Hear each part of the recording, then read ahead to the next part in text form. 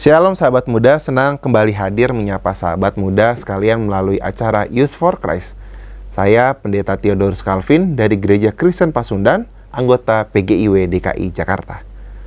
Renungan kita hari ini Selasa 14 Juli 2026 ditulis oleh Pendeta Henrikus Agus Raharjo dari GKI Sorogenan Solo dengan judul Update Rohani yang didasarkan pada surat Efesus 4 ayat 17 hingga pasal 5 ayat yang kedua.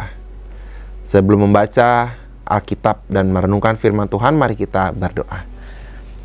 Ya Tuhan, sekarang kami akan membaca dan merenungkan firman Tuhan. Tuntunlah kami untuk menjadi pelaku firman dimanapun kami berada. Bersabdalah Tuhan kepada kami, karena kami siap mendengarkan. Di dalam nama Tuhan Yesus kami berdoa. Amin. Sahabat muda, nas yang akan menjadi pusat refleksi kita hari ini adalah Efesus 4 ayat 23 yang berkata, supaya kamu dibarui di dalam roh dan pikiranmu. Sahabat muda, salah satu bentuk kecanggihan teknologi yang ada pada telepon pintar atau smartphone saat ini adalah kemampuan update program perangkat lunak di dalamnya. Pembaruan ini berguna untuk mengoptimalkan peran perangkat lunak dan program yang ada di dalam smartphone. Dalam hidup ini, kita juga harus diperbarui secara rohani. Rasul Paulus dalam suratnya kepada jemaat di Efesus memberikan nasihat untuk terus dibarui di dalam roh dan pikiran. Mereka diajak untuk tidak berhenti membarui diri, agar tetap waspada terhadap tantangan-tantangan dosa yang mengintai. Pembaruan rohani ini melalui proses yang terus-menerus dalam kehidupan sehari-hari.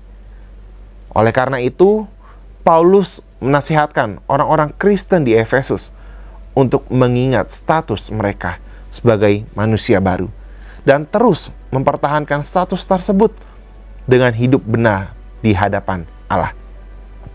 Paulus mengajak agar orang Kristen hidup dengan mengatakan kebenaran, tidak marah hingga jatuh ke dalam dosa, tidak berkata-kata kotor, bersikap ramah terhadap sesama, serta saling mengampuni. Inilah yang harus mereka lakukan untuk terus dibarui di dalam Kristus. Sahabat muda, seperti nasihat Paulus kepada jemaat di Efesus, kita pun adalah manusia baru. Status sebagai manusia baru ini harus dilanjutkan dengan terus membarui diri melalui berbagai perbuatan yang memuliakan nama Tuhan. Teruslah melakukan firman Tuhan, semakin hari semakin taat. Melalui perilaku hidup demikian, kita diingatkan untuk menjauhi dosa dan terus memperbarui kerohanian kita melalui perubahan hidup yang semakin baik.